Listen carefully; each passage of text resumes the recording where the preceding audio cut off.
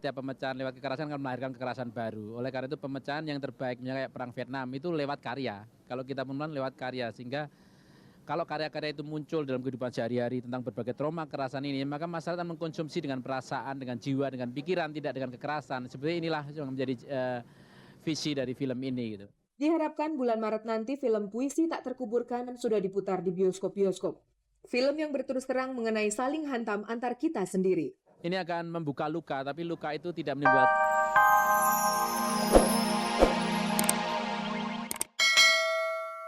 Kini ia membuka sanggar yang mengajarkan kepada anak-anak dasar-dasar yang diperlukan di dunia hiburan. Yang nggak beralasan aja bisa ya, bukan bekas penyanyi cilik aja buka bisa, apalagi saya bekas penyanyi cilik. Itulah pemirsa kabar-kabar dari kabar-kabar yang bisa Anda tengok kali ini. Di samping kabar-kabar lainnya yang sayang kalau dilewatkan. Dan sebagai kabar pembuka, simaklah yang ini. Pemirsa, berikut ini masih kabar yang baru saja selesai disunting editor Kabar Kabari tentang film mutakhir karya Gari Nugroho berjudul Puisi Tak Terkuburkan. Tanggal 17 Januari lalu di Cafe Pasir Putih Jakarta, film ini diperkenalkan pada kalangan terbatas. Latar belakang ceritanya adalah sejarah hitam di tahun 1965 saat Indonesia disapu oleh geger peristiwa yang terkenal dengan sebutan G30S PKI. Di Aceh waktu itu, seperti halnya di daerah-daerah lain di negeri kita, orang ditahan semaunya tanpa proses hukum yang sungguh-sungguh membuktikan keterlibatannya dalam G30S PKI. Banyak yang hanya berdasar dugaan, kecurigaan, dan fitnah sudah cukup menjebloskan orang ke dalam tahanan selama bertahun-tahun tanpa kejelasan sama sekali. Garin dalam filmnya mengistilahkan orang-orang yang menunjuk di balik sarung yang dengan sembunyi-sembunyi memfitnah orang lain. Cukup dengan itu, maka penjara pun penuh dengan manusia yang tak sedikit bertanya-tanya hingga puluhan tahun kemudian, mengapa dirinya sampai diperlakukan seperti itu.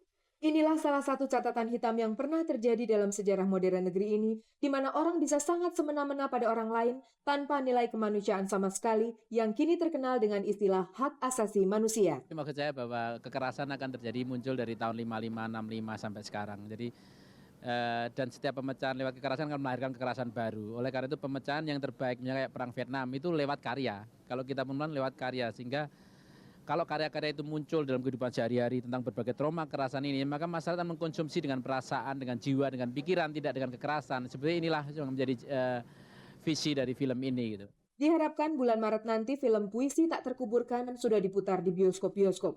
Film yang berterus terang mengenai saling hantam antar kita sendiri. Ini akan membuka luka, tapi luka itu tidak menimbulkan kemarahan, tapi persaudaraan baru. Karena luka itu menyadarkan kita bahwa kekeluargaan harus didukung oleh penghormatan terhadap kemanusiaan. Kekeluargaan tanpa penghormatan kemanusiaan itu akan menjadi suatu luka sejarah bangsa. Dan itu saatnya untuk kita tolak. Pemirsa, dalam acara perkenalan film Puisi Tak Terkuburkan ini juga hadir Menteri Negara Hak Asasi Manusia Hasbalah Saad. Pada tahun kejadian yang mendasari latar belakang film ini dibuat, Pak Hasbalah waktu itu juga ambil bagian dalam aksi hancurkan PKI. Saya orang yang pada tahun 65 ikut menjadi demonstran dalam usia masih muda 16 tahun. Saya waktu itu dengan semangat luar biasa ikut dalam demonstrasi untuk meruntuhkan PKI. Dan kalau kita berhasil sebuah demonstrasi, kita pulang dengan perasaan menang.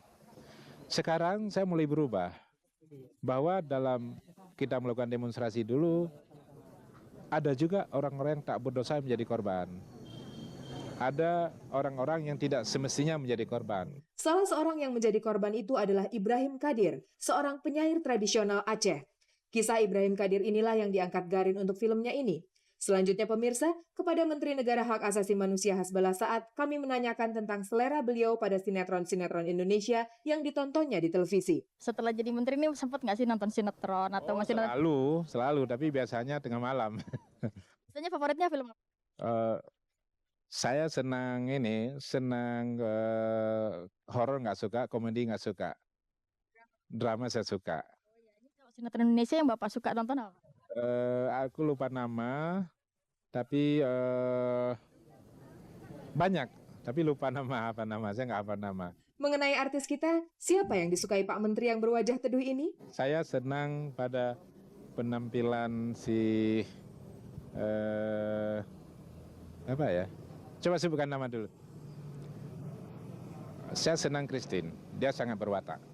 Pemirsa, film Puisi Tak Terkuburkan ini antara lain didukung oleh Berliana Febrianti, artis bertai lalat di dagu. Karena film ini mengambil setting di Aceh, waktu itu Berliana juga dites kelayakannya dalam berpakaian sebagai perempuan Aceh. Castingnya kita pakai kostum Aceh Gayo. pakai kostum Aceh Gayo yang udah disiapin. Terus kita harus ya kayak biasa lah, kayak casting-casting untuk film-film atau sinetron gitu. Jadi kita berekspresi seperti kita mengalami kejadian itu. Dan untungnya sebelum casting itu Mas Garin udah nunjukin videonya Pak Ibrahim Kadir. Tak hanya dalam berpakaian, dalam berbahasa pun Berliana mencoba menyesuaikan dengan logat khas Aceh Gayo. Ngomong tidak itu enggak gitu loh. Nah, jadi lebih banyak tekanannya dan meliuk-meliuknya itu lebih banyak gitu loh. Dalam film ini, Berliana juga termasuk yang dipenjara.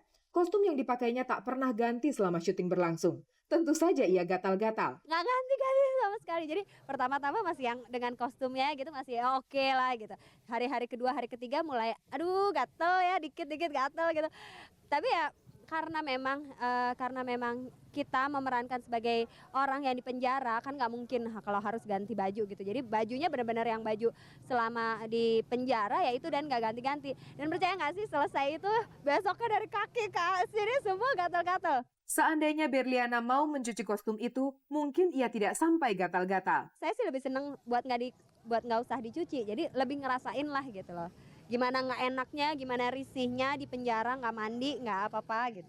Bagi Berliana Febrianti, ia baru sekali ini main film. Biasanya cuma sinetron. Apalagi film ini disutradarai Garin Nugroho, sinias kelas internasional. Jadi kalau disuruh ngisi biodata atau segala macam, ya sinetron 1, 2, 3, tiba-tiba film 1 gitu. Belum tentu soalnya abis ini ditawarin film lagi atau gimana. Makanya ini benar-benar pengalaman menarik banget buat saya. Bayaran yang didapat Berliana di film ini memang kecil dibanding yang biasanya diperoleh di sinetron. Tapi ya itu tadi, bisa main film adalah kebanggaan tersendiri. Banyak banget yang nanya, pasti honornya kecil deh gitu, pasti lebih besar sinetron deh gitu. Memang jujur lebih besar sinetron daripada ini. Tapi buat saya, dengan apa yang sudah saya dapat, dan maksudnya dapat dari film ini, itu balance gitu. Jadi nggak masalah ya, maksudnya bukan hal yang jadi masalah gitu soal honor gitu. Karena dengan apa yang didapat, masih tetap imbang gitu loh. Pemirsa, berikut ini simaklah kabar lain yang baru saja selesai disunting editor kami.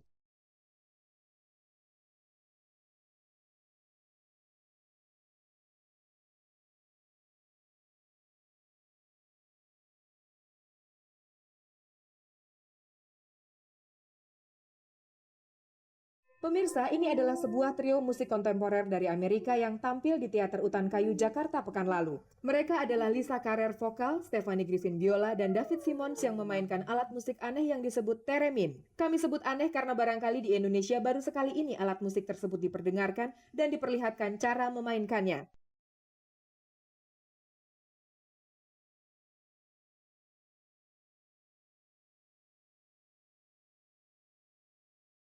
David Simmons yang memainkan alat musik yang disebut theremin ini mengatur bunyi-bunyian instrumen ini dari gerak kedua telapak tangannya. Bunyi yang aneh akan muncul dengan diatur oleh jauh dekat telapak tangan David dari instrumen ini. Demikian pula gerak dan getar tangannya juga mempengaruhi bunyi yang dihasilkan instrumen yang disebut theremin ini.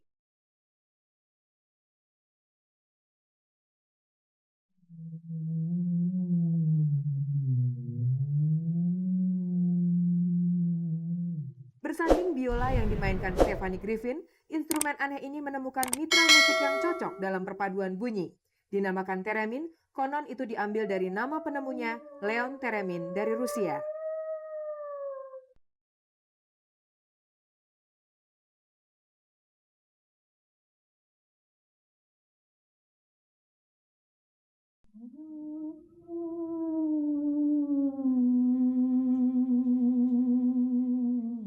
Pemirsa, Anda masih menyimak kabar-kabar dari Kabar Kabari, spesialis penyaji kabar-kabar seputar dunia artis, selebriti, dan gaya hidup bersama saya Herawati sampai 4:30 nanti.